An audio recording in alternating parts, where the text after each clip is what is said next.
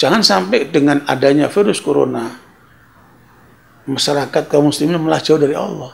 Benar. Hanya tinggal di rumah, tapi kemudian sholatnya asal-asalan, masjidnya ditutup. Makanya paling tidak harus ada 2 langkah. Nah, kalau itu red zone, bolehlah kemudian sholat jamaah di rumah, tapi Jumatan tetap diadakan. Karena hukum sholat Jumat itu wajib. Nah, untuk merubah takdir itu, hanya satu jalannya. Perhatikan, suatu negara menjadi masalah besar karena 3 hal. Satu ayat ini saja, kalau dijalankan oleh umat Islam, ya insya Allah virus ini akan terangkat. Ya, musibah, mara bahaya akan terangkat. Seluruh kerusakan yang terjadi di muka bumi dan di lautan itu adalah karena ulah manusia. Ya kan? Karena itu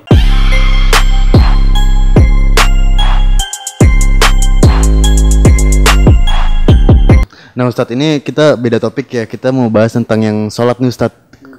Karena kan pemerintah ini melarang kita tidak boleh datang ke masjid. Bahkan ada beberapa video yang menunjukkan ketika orang sholat di masjid ini diusir-usirin. Bahkan terus ada jarak-jaraknya juga ketika harus sholat biar tidak terkena. Itu tanggapan Ustadz bagaimana? sebenarnya pemerintah itu kan ingin supaya ada kesadaran dari masyarakat secara luas untuk menghindari mata rantai tersebarnya virus corona ini. Memang penyebaran virus corona itu kan karena droplet atau karena komunikasi yang terlalu dekat, ya, sehingga butuh jarak 1 meter atau lebih, dan itu sudah diikuti oleh hampir mayoritas. Tetapi karena masyarakat Indonesia ini kan masyarakat yang guyup, masyarakat yang gotong royong. Nah, untuk wilayah di daerah-daerah masih belum banyak yang mengikuti pola itu. Tapi sebenarnya kan bentuknya himbauan. Tidak dalam bentuk keharusan. Kan sampai sekarang kan bentuknya himbauan. Nah, kalau himbauan kan boleh diikuti, boleh tidak. Nah, termasuk fatwa MUI. Fatwa MUI itu untuk umat Islam supaya tetap tinggal di rumah, sholat di rumah, tidak berjamaah, tidak sholat Jumat. Nah, perlu diingat bahwa yang namanya fatwa itu beda dengan keputusan pengadilan. Fatwa itu tidak mengikat. Tidak mengikat. Yang mau ikut silakan, nggak ikut nggak masalah. Itu arti fatwa itu. Nah, sementara kalau keputusan pengadilan dia mengikat, ya kan? Harus, umumnya seorang diputus bersalah, masih penjara sekian tahun, dia harus dilaksanakan itu. Karena itu keputusan pengadilan. Kalau fatwa nggak mengikat ya. Hanya memberikan pandangan-pandangan, anjuran-anjuran, pegangan-pegangan. Nah, tetapi yang perlu difahami oleh masyarakat kaum muslimin bahwa fatwa MUI itu tujuannya adalah menjaga keselamatan umat. Benar. Karena kaidahnya darul mafasid muqaddamun ala jalbil masalih. Yang menolak mara bahaya itu harus lebih didepankan daripada mendatangkan kemanfaatan. Gitu. Nah, atas dasar itu anjuran oleh pihak MUI untuk supaya tidak di rumah, sholat di rumah, tidak ke masjid.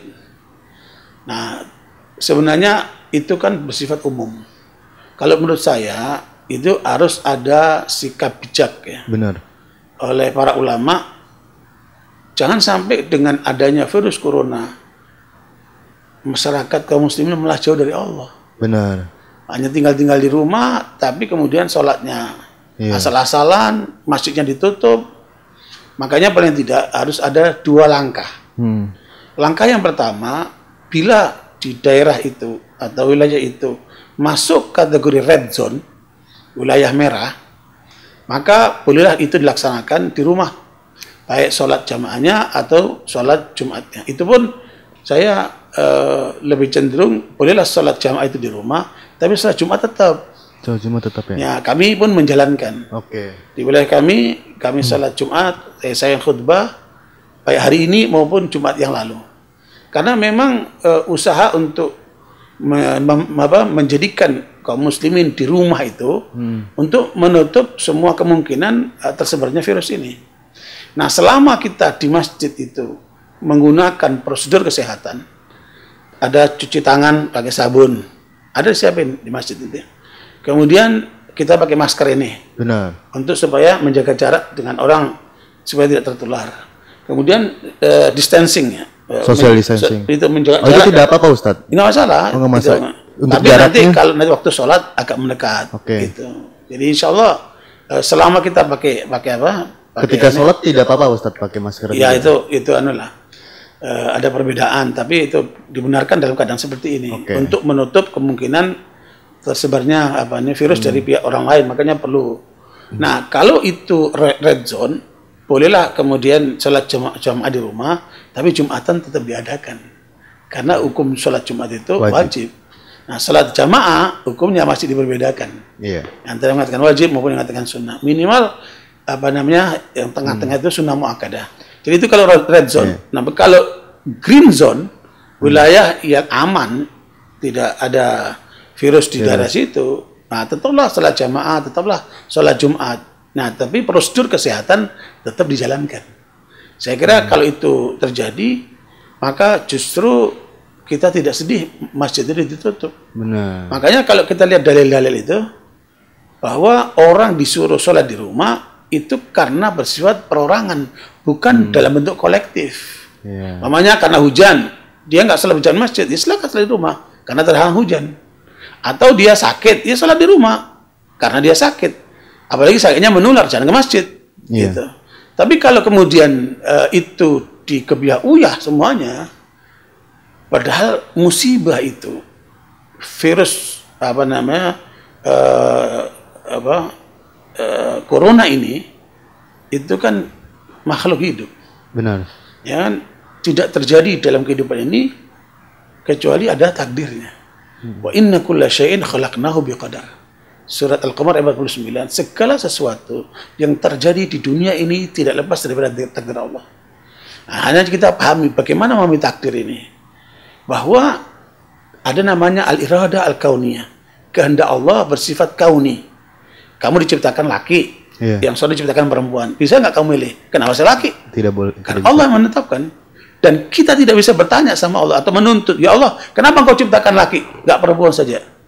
Terus terang kalau saya disuruh milih laki atau perempuan, saya milih perempuan. Karena perempuan itu lebih mudah masuk surganya.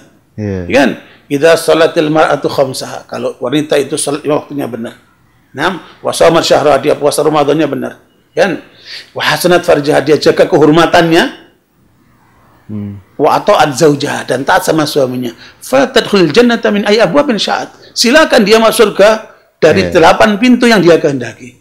Enak bener jadi perempuan ini untuk bisa masuk surga kan. Kalau laki-laki susah Ustaz. Kalau laki kan ada tanggung jawab rumah tangga, harus mencari nafkah, harus berjihad fisabilillah macam-macam. Nah, tetapi itulah kehendak Allah. La yus'alu amma yaf'al wa hum yus'alun. Ya, Allah tidak bisa dipertanyakan kenapa begini, kenapa begitu. Tentang kematian, ada yang meninggal waktu kecil, ada yang meninggal remaja. Benar. Ada yang meninggal umur 30, 40, 50 atau yang tua. Karena masing-masing sudah ada ketentuannya. Makanya di dalam riwayat Muslim Rasul mengatakan innallaha kataba maqadir al-khalaiq qabla an yakhluqa as-samawati wal ardi bi 50,000 sanah. Ya Allah menetapkan takdir kehidupan makhluknya ini sebelum diciptakan langit dan bumi selama 50.000 tahun. Itu disebut dengan apa? Lauhul Mahfuz itu. Semua terjadi, tidak mungkin itu tidak ada kehendak Allah di sana. Ya kan? Makanya keliru ketika orang mengatakan kebetulan itu teori komunis itu. Kita tidak bisa mengatakan kebetulan karena semua ada takdirnya. Benar. Makanya bilang dengan takdir Allah terjadi begini begitu. Nah, pahami jangan salah. Takdir Allah yang kauni itu tidak ada tanggung jawabnya. Karena itu hanya Allah yang tahu. Benar. Kita diciptakan laki, nggak bisa kita nanti nggak bisa kita pilihan, dan juga kita tidak ada bisa dituntut apa-apa sebagai lelaki. Yang seorang perempuan, umurmu sekian, tinggimu sekian, rezekimu sekian, itu semua kehendak Allah SWT. Nah, untuk menghadapi takdir kauni ini, ketetapan Allah itu kan ketetapan Allah itu apa yang dikehendaki terjadi, kun fayakun. Nah, untuk merubah takdir itu hanya satu jalannya, doa. Karena Allah katakan yamhullahu ma yasha'u wa yuthbit wa indahu ummul kitab. Ya, Allah yang menetapkan catatan di Lauhul Mahfuz itu Apakah ditetapkan atau dihapus, itu semua kehendak Allah. Makanya Nabi mengatakan, la yarqadha illa doa. Yang bisa merubah itu hanya doa. Makanya kaum muslimin selalu dianjurkan untuk banyak berdoa.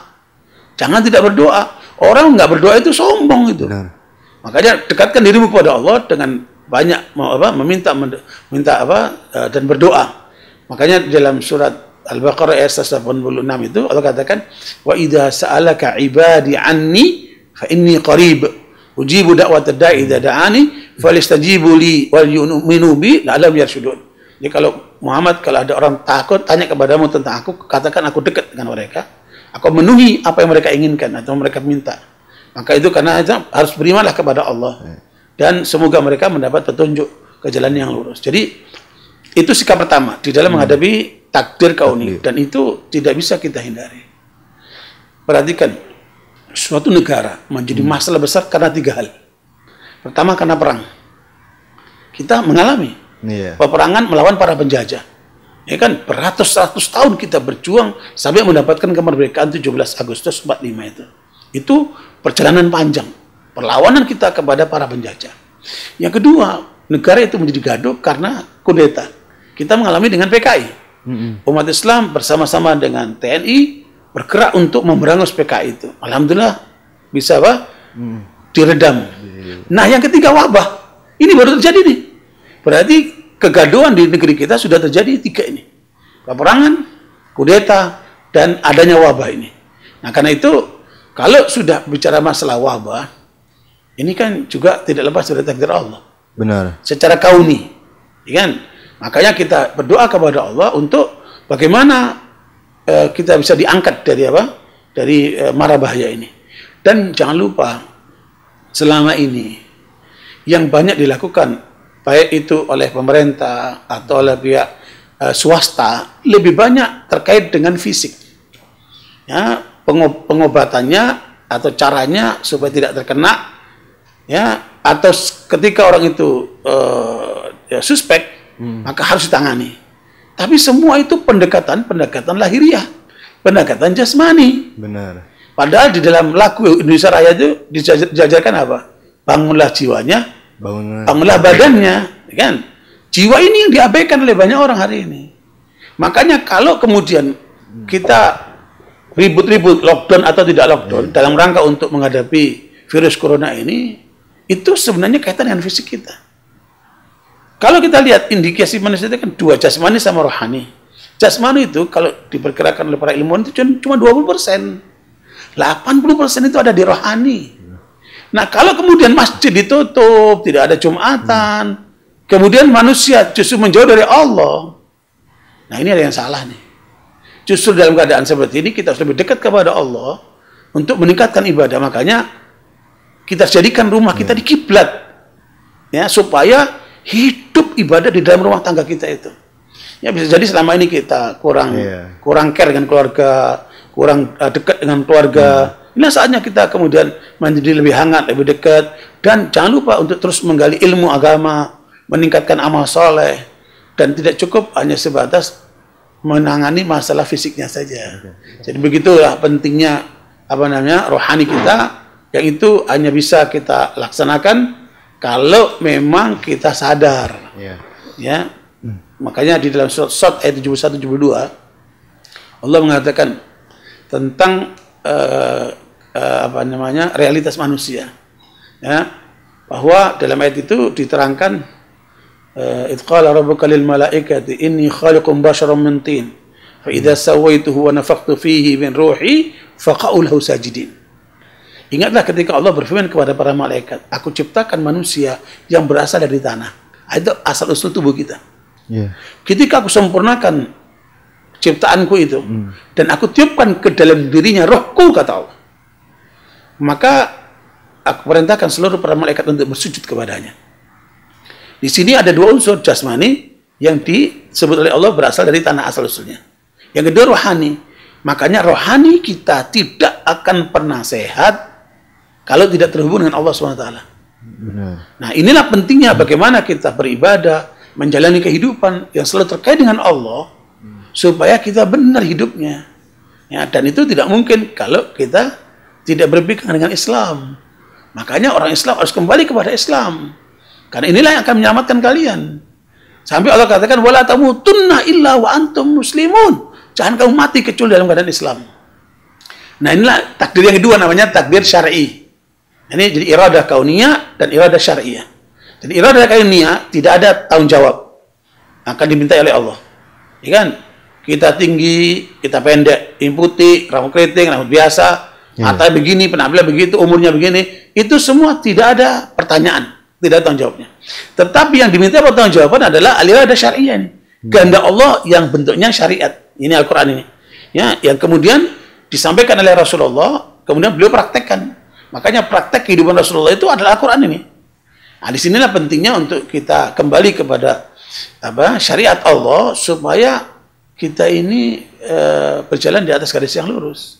Di dalam surat Al-Maidah ayat yang ke-16, yahdi bihillahum man ittaba'a ridwanahu subulas salam wa yukhrijuhum minadh dhulumati ilan nuri bi'idhnihi wa yahdihim ila siratal mustaqim.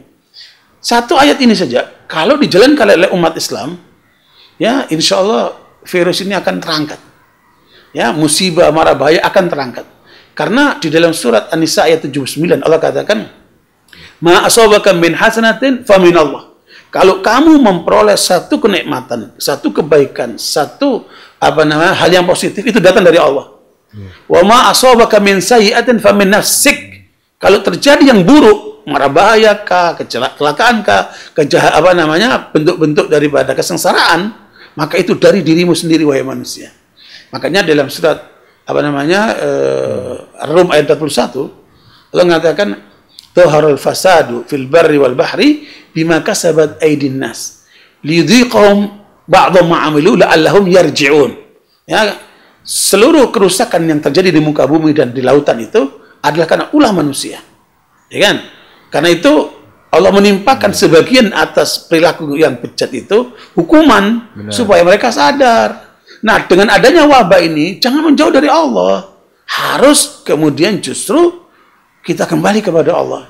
Makanya ada teman kami yang sedang menulis surat kepada Presiden supaya diadakan tobat nasional. Langsung dipimpin oleh Presidennya, Presiden Jokowi. Nah, supaya dikembalilah umat manusia ini, umat Islam khususnya, kepada Allah, supaya dengan harapan kalau kita bertobat kepada Allah, Allah ampunkan dosa-dosa kita, dan Allah angkat semua mara bahaya yang sedang terjadi dalam kehidupan masyarakat dan negara kita ini. Nah Ustadz, untuk sholat Jumat ini kan 3 kali, udah 3 minggu juga nih Ustadz ya.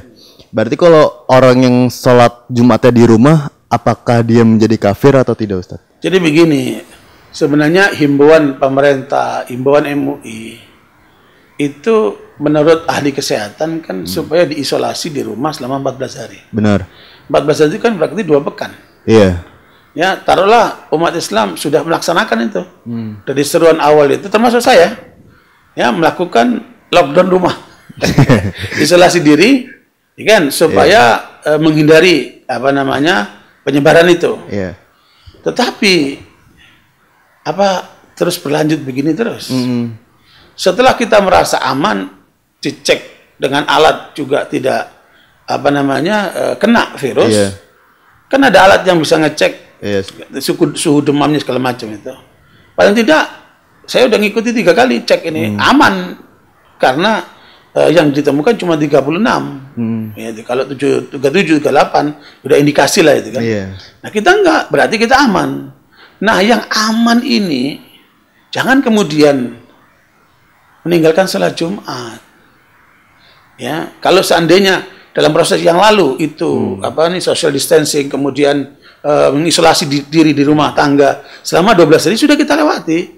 Bukan berarti terus nggak salat Jumat lagi, nggak salat jamaah lagi. Nah, kalau kita sudah terbukti sehat, ya pergilah ke masjid, meskipun harus pakai ini tadi saya ngisi khutbah Jumat pakai masker.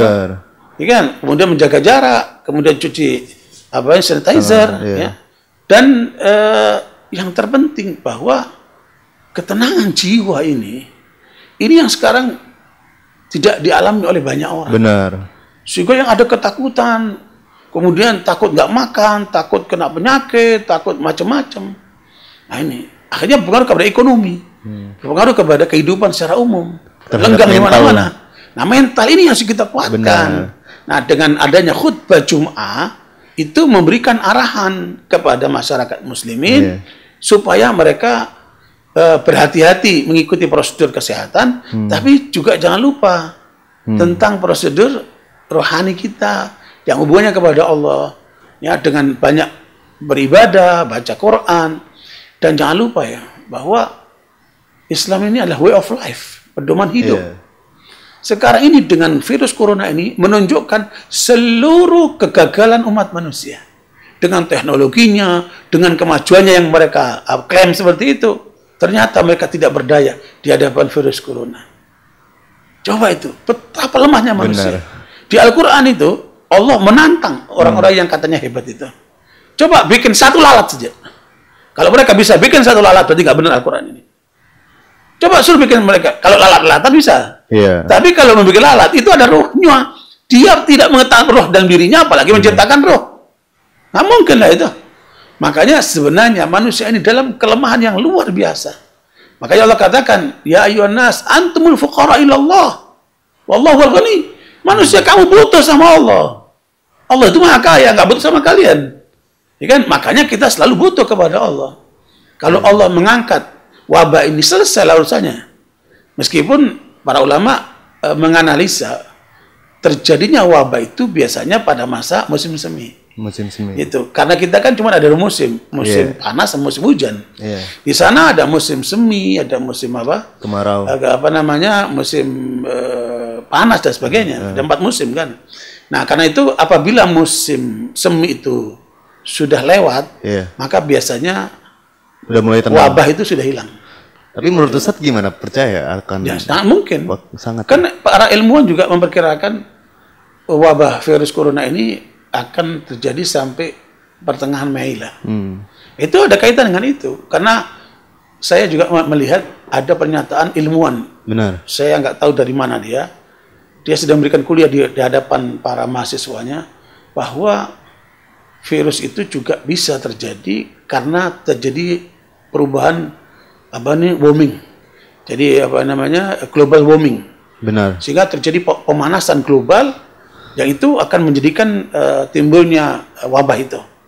Nah, di saat seperti itu, kata si ilmuwan ini, cara yang terbaik untuk menghadapinya adalah menjaga spiritualisme, rohani. Jaga hubungannya kepada Allah. Dekatlah dengan Al-Quran. Ya, banyaklah berbuat baik dengan keluarga. Bantulah orang-orang yang miskin yang membutuhkan makan dan minum itu. Apalagi sekarang yang paling terdampak dengan setengah lockdown ini kan, itu adalah orang fuqara masakin, orang-orang di bawah. Dan itu jumlahnya bukan sedikit. Cukup Data banyak. yang resmi aja menyebutkan 25 juta lebih. Itu kalau menghasilkannya $1. Kalau dinaikkan $2 menjadi 70 juta. Kalau dinaikkan $3 bisa mencapai 105 juta. Nah, orang-orang terdampak ini harusnya mendapat perhatian baik dari pemerintah juga daripada kaum muslimin. Karena itu kami menyerukan ya lewat wawancara ini agar masjid-masjid turun tangan untuk mendata masyarakat sekitarnya siapa mereka yang membutuhkan bantuan. Apakah itu beras, apakah itu gula, apakah itu minyak atau bantuan yang lainnya untuk mempersiapkan kedatangan bulan Ramadan. Karena kita sudah dekat dengan Ramadan ini. Kita harus bantu mereka dengan secara physically dan mental supaya mereka siap dengan kehadiran Ramadan karena itu bulan suci yang untuk kita terus meningkatkan amal soleh kita dan kita sekaligus berharap supaya virus ini sudah akan berakhir gitu. Nah, karena itu masjid-masjid harus berada di pos terdepan.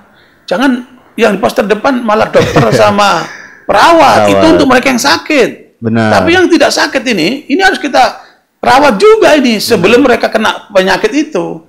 Makanya harus turun umat Islam lihat masjid-masjid itu. Masjid harus memberikan kontribusi ya kepada masyarakat sekitarnya untuk yang kaya membantu yang miskin. Benar. Inilah saatnya kita berbuat baik. Karena dalam Islam itu kan justru yang paling menarik adalah saat manusia itu ketika dicabut nyawanya. Apa permintaannya? Ya, di dalam akhir surat Al-Munafiqun itu disebutkan ketika seorang akan dicabut nyawanya, apa permintaannya?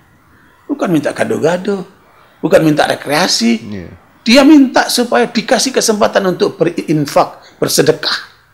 Wa anfiqu mimma razaqnakum min qabli an ya'ti ahadakumul maut fayaqula rabbi laula akhartani ila ajalin qarib fa asaddaqa wa akum minas salihin.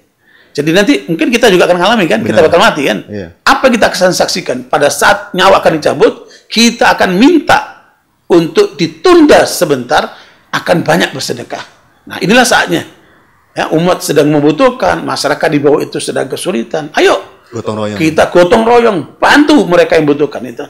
Nah, semampu kita dikumpulkan secara kolektif lewat masjid, insya Allah itu bisa menjadi solusi buat mereka yang kesulitan. Dan itu juga akan meringankan beban pemerintah. Sebenarnya apa yang terjadi ini tidak cukup hanya tanggung jawab pemerintah.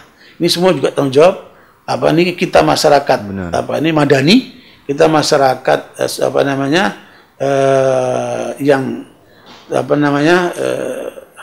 memperhatikan tentang keadaan sosialnya, termasuk juga bersama dengan pemerintah aparat untuk kita bagaimana menangani ini supaya tidak menimbulkan gejolak, tidak menimbulkan masalah, bahkan yang terjadi ketentraman, dan mudah-mudahan dengan jiwa yang tenang ini, pikiran yang sehat. Ya, bisa keluar dari kesulitan yang ada. Wallahu a'lam.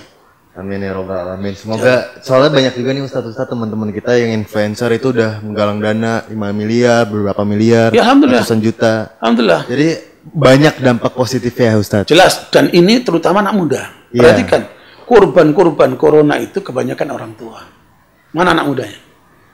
Anak muda harus turun. Benar. Nah, untuk mengumpulkan dana dan bergerak untuk membantu mereka membutuhkan. Kami di sini ada 10 anak muda yang tergabung dalam namanya Komunitas Solidaritas Islam (KSI). Mereka mengumpulkan dana, kemudian membeli bahan kebutuhan dan lain-lain. Ya, kebutuhan rumah.